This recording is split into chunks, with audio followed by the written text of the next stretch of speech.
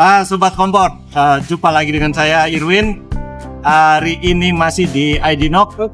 Kita ada salah seorang yang ngurusin waktu. Jadi ini ada Om Diksi. Ya gitu aja. Ngurusin waktu semuanya. Tapi ini unik Om. Artinya apa yang Om lakukan itu agak jarang gitu loh dipikirkan sama yang lain-lain. Nah, ini masalahnya mungkin kebiasaan orang Indonesia.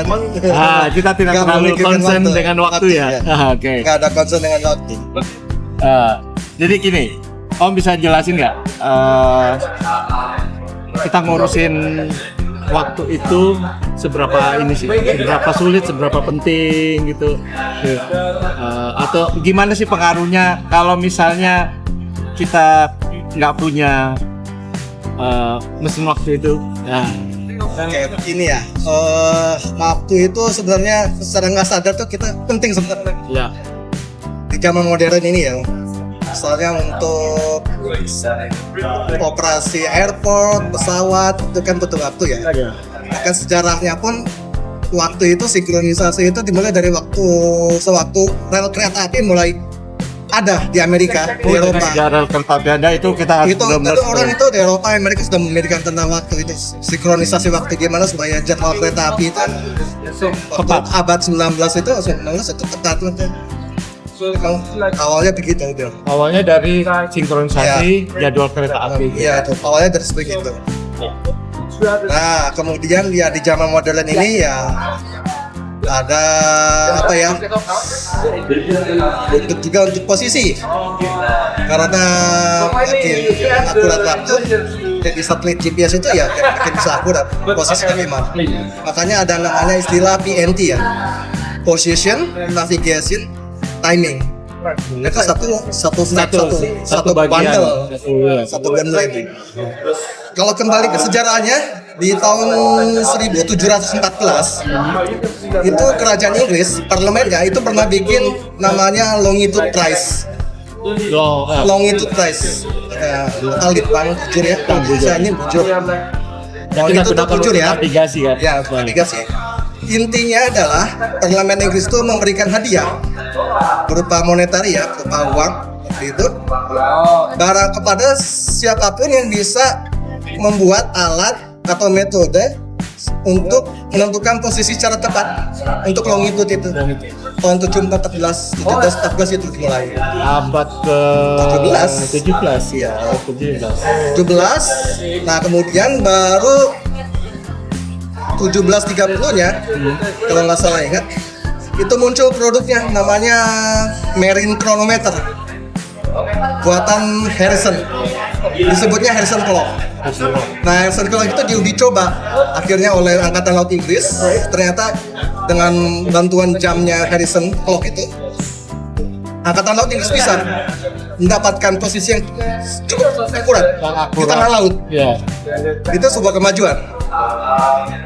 Dimulai dengan penentuan waktu itu. Iya. Munculnya dari situ, clock. Dari situ banyak orang mulai bikin clock jam. Nah, memang ya dari situ yang Inggris sepertinya ya fokus untuk keperluan militer. Nah, untuk non militernya sebagian pembuat jam itu ya bermigrasi ke Eropa, ke Swiss gitu. Itu mungkin alasannya ya. Hingga sekarang kita pakai istilahnya Greenwich Mean Time itu ya. Ya, Greenwich itu muncul ya dari itu penentuan posisi bujur itu longitude itu ditentukan oleh Inggris di situ. Dia menentukan bahwa di Greenwich lah itu nolnya, nolnya di. Ya, itu oleh naval Inggris ya. Karena di sejarah. Nah, kalau di zaman modern Om, seberapa penting kita punya waktu yang tepat ini? Penting. Misalnya ya itu operasi penerbangan, terus operasi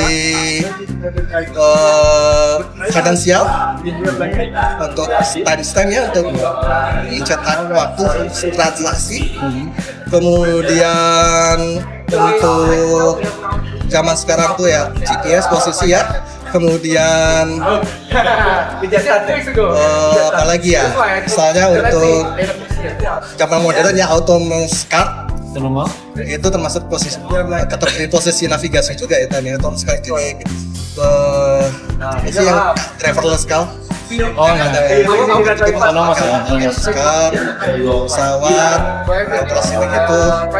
Terus telekomunikasi 5G, 6G. Ya itu betul ada standarnya itu khusus dari itu untuk sinkronisasi akurasi waktunya berapa dan itu juga. Kemudian di data center juga ada standarnya. Kemudian ya dengan ini Om, kan publik kadang-kadang kurang aware, Iya. biasalah ya. Memang kita gitu kan. yes. Seberapa jauh sih ke resolusi yang kita perlukan di katakanlah ada industri yang memerlukan resolusinya sangat tinggi misalnya sampai per millisecond. Tapi kata kita sebagai publik biasa kita mungkin cuma perlu detiknya. Ya betul. Karena memang beberapa industri itu misalnya finansial, misalnya Eropa, dia terregulasi dia minimum itu 100 mikrosecond Minimumnya. untuk trading ya, untuk trading. Mikrosecond. Trading. Di Amerika itu juga sama sekitar 100 milisecond.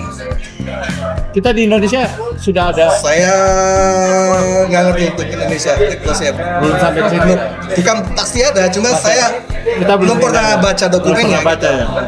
Soalnya kalau di Eropa kita bisa tidak dapat dokumen ya gitu, bisa kita baca. Nah yang ya itu kira-kira gitu. Di Indonesia kan kita suka merujuk tuh memang ya. Kalau kita gunakan kalau kita di dunia komputasi kan ya udah NTP gitu ya. Gunakan jam yang sisi mana. Nah, kalau di Indonesia apakah ada yang memang menyediakan layanan clock ini? Oke, pada dasarnya ada, yaitu di Indonesia itu ada. Kita kembali dulu ya sebentar ya. Sebenarnya itu standar waktu internasional itu apa? Coordinate time UTC namanya ya. UTC itu di tiap negara ada direalisasikan oleh badan negara. Nah di Indonesia itu oleh Badan Standarisasi Nasional BSN. Nah sebelumnya itu di Kemlit LIPI. Kan LIPI di Tindakan Green ya. dan ada bisa ada beberapa bagian yang bisa. Nah ini yang Kemlit LIPI itu katanya masuk ke BSN. Memang saya lihat di BSN ya itu tadi. Itu untuk Indonesia di BSN. Yaitu UTC namanya UTC IDN. Itu Indonesia. Nah itu ya. Itu direalisasikan oleh BSN. Nah BSN itu menyediakan namanya NTP server yang bisa diakses oleh publik pastinya ya. Publik. Jadi kita boleh gitu ya. Request ke situ untuk sinkronisasi. Ya. Tapi juga saya dengar juga oleh BMKG. UTC IDN juga didiseminasi oleh BMKG. Nah, tanyanya mungkin ini. Karena memang karena secara undang-undang tuh di BMKG, undang-undangnya BMKG itu ada salah satu tugasnya itu diseminasi waktu tanda waktu. Pertanyaannya mungkin gini, itu kan negara ya, Ya. Negara menjalankan, oke, memang tugasnya ya. Tapi katakanlah kita ada pihak di luar pihak swasta, kita pengen menjalankan layanan jam, ya clock. Apakah boleh atau kita harus ada izin tertentu? Jadi siapa saja Boleh. Kepentingannya komersil, penelitian, gitu ya. Cuma mungkin realisasi UTC yang didapat itu bukan dari BSN, bukan UTC IDN, tapi mungkin source-nya didapat dari misalnya dari GPS, Dari luar. dari satelit. Jadi dapatnya UTC, GPS. Ada gitu yang penyelenggara di Indonesia di luar negara.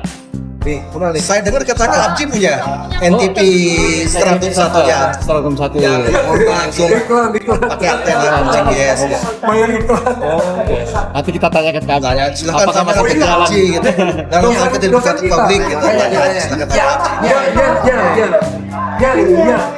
Oke Om. Aduh, ini ternyata ya. Kalau kita nggak sinkron, ada layanan yang nggak bisa dijalankan kayak ini. Pengalaman saya dulu itu pernah kalau ngambil mulai 1,5 tahun. DNS server saya tuh geser sekitar 1000 second. Itu nggak mau jalan. Karena saya ini Harus kejadian setelah saya sinkron kan baru dia mau jalan. kejadian simpel gini. Komputer kita mungkin ininya ya baterainya daleman ya. Ngambil tuh bisa karena kayak yang Pas kita nyalain kan clocknya berubah. bisa. Beda jauh lah, bukan like stream, malah mungkin beda jam ya. Terserah. Nggak mau loh. Browsernya kan bisa di Ya, nggak mau jalan ada, browsernya. ya. Dia nolak. harus Dia nolak kerja browsernya nggak mau Iya. jalan. Kamis dan Jumat ya SKU. Yang publik perlu tahu tuh. Beasiswa itu. Coba cek Syarat- jamnya cocok nggak? Cocok. Bisa seperti itu. Sampai segitu ya. Nggak bisa, Sabtu itu kuliah. Oke Om. Om Jadi apa Diki. lagi kira-kira yang bisa saya Aduh, ini aja udah informasi yang Nah, ini masalahnya ya kalau Nggak bisa.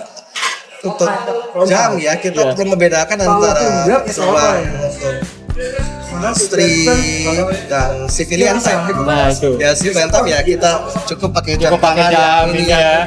mungkin kelihatannya cuma 1 detik geser juga. 1 detik ya nggak masalah. Malah meleset semenit juga masih oke lah. Oke lah nggak masalah. Tapi kan untuk industri ya beda. Iya. Saya melihatnya gitu. Kebayang sinkronisasi finansial yang di sana sudah kan tombol tak transaksi, tapi karena jamnya nggak sinkron ditolak gitu Ya ya. bisa ditolak Bisa itu jadi beda. ditolak transaksinya karena jamnya nggak sinkron. Ya apa namanya ya memang itu biasanya kalau finansial program seperti itu bisa dihindari dari awal sih mereka punya step-step untuk memastikan setiap Setiap sebelum langkahnya mulai itu ya. trading itu semuanya udah siap. Jadi mungkin kita untuk trading ini kalau kita punya akurasi yang sangat bagus itu kita si gimana namanya penyelenggara trading exchange itu kita bisa ketahuan itu siapa yang kira-kira curang gitu trading. Ya. Misalnya ya trading itu misalnya paling cepat reaksinya di Amerika di Eropa nih kan Indonesia ya misalnya 800 nanosecond Nah, ketika ada suatu event ada pengumuman dari pemerintah trader bereaksi kita jual atau beli reaksinya 400 nanosecond. Nah kira-kira Merah. physical limitnya itu saya taruhlah Karena udah lama 700 second, mil nanosecond. Kalau ada yang bereaksi di bawah itu, ini patut dicurigai nih. berarti dia Dia dapat bocoran. dapat bocoran. Nah, informasi. Ada informasinya bocor gitu. Dia dapat bocoran berarti. Nah, jadi kira-kira bisa jadi ketahuan si anu curang gitu. Iya. Dapat bocoran gitu. Ya, Bisa ketahuan. menarik sih ya. Kita kadang-kadang karena sehari-hari kita udah menggunakan waktu gitu ya. Sehingga kita kadang-kadang lupa bahwa waktu itu tidak sesederhana itu. Tapi jam modern ini Oh. sebenarnya dengan adanya smartphone itu Iya. sudah sangat membantu masyarakat. Kita Nah ya, dia kan tinggal lihat otomatis jam ya. aja. Iya, Dia otomatis kan dia sinkron ya. ya. Sinkron ngikutin LTP-nya Ya provider. Ya. Dan NTP-nya provider dia sinkron juga dengan langsung ke ini Iya. LTP utamanya provider. Iya. Biasanya provider dapat dari antena ya dari GPS. Dari GPS juga. Iya. Saat tidak langsung adanya smartphone itu Membantu membantu Iya. masyarakat. Jadi Mendapatkan waktu yang cukup akurat. paling enggak kalau kita lihat timestamp-nya bisa dipercaya lah Bisa gitu ya, dipercaya. Zoe. Ya. Timestamp-nya benar nih. Asalkan jangan ada saya pernah lihat di TikTok ya. Ya. Itu yang di Papua itu ada video viral yang TV-nya berubah. Time zone-nya berubah. Time zone-nya berubah. Wah, Wah. daerah ini pas pindah ke sini kok berubah time zone-nya. Nah, itu mungkin setting providernya di sana kurang pas atau Itu gimana saya nggak ngerti. Ada itu Di BTS ya mungkin. Iya iya. Kalau dari sana itu Saya juga nggak, saya secara teknis sih nggak ngerti juga. Tapi intinya kalau saya lihat mestinya kan kita connect ke provider itu kan lewat jalur data ya. Iya, Data. betul. Jadi pindahan apa namanya? Perpindahan waktu itu, dan saya kita dari Indonesia tengah ke timur itu kebaca Oh ya, artinya ya. otomatis. Baca secara otomatis. Dan kadang-kadang di handphone juga dia muncul tuh dua. Jadi misalnya kita dari Jakarta nih, Ya. terus kita ke Indonesia Tengah, ke Bali lah, Ya. Bali Indonesia Iya, Tengah. Di mobile phone kita itu kadang muncul dua, posisi originalnya Jakarta, terus posisi Iya. tempat yang baru. Betul. Itu. Ya menitnya kurang lebih sama, cuma jamnya aja yang beda kan. Ya, oke. Kira seperti itu. Baik Om, saya terima kasih sekali Sama-sama. sudah berbagi pada pemirsa kompor, Ya. pemirsa kompor sekalian. Nih, terima kasih kembali kepada Om. Saya ngomong sebentar Om, sebelum saya tutup. Sehari-hari Om kegiatan. Kegiatan ya kerja di sebuah desain finansial. Oke, Exchange. exchange. Oh, makanya nih bahasanya finansial. Ya, karena ini gini, pemirsa konten sekalian. Jadi saya dan Om Diksi ini ngobrolnya di grup. Kita nggak ngobrol, kita jarang ngobrol di grup. Tapi saya bukan bagian kompor loh ya. Bukan bagian komporin ya. Ya, beliau kita kenal sebagai aktivis waktu. Aktif. Concernnya Kebetulan punya concern. pengetahuan. Concernnya ke memang concern. Dan kita appreciate itu, makanya kita ngobrol ya. Oke, Om. Ya, terima kasih. Terima kasih sudah berbagi dengan kami. Ya. Ya, semoga info-info ini bisa berguna untuk para pemirsa kompor.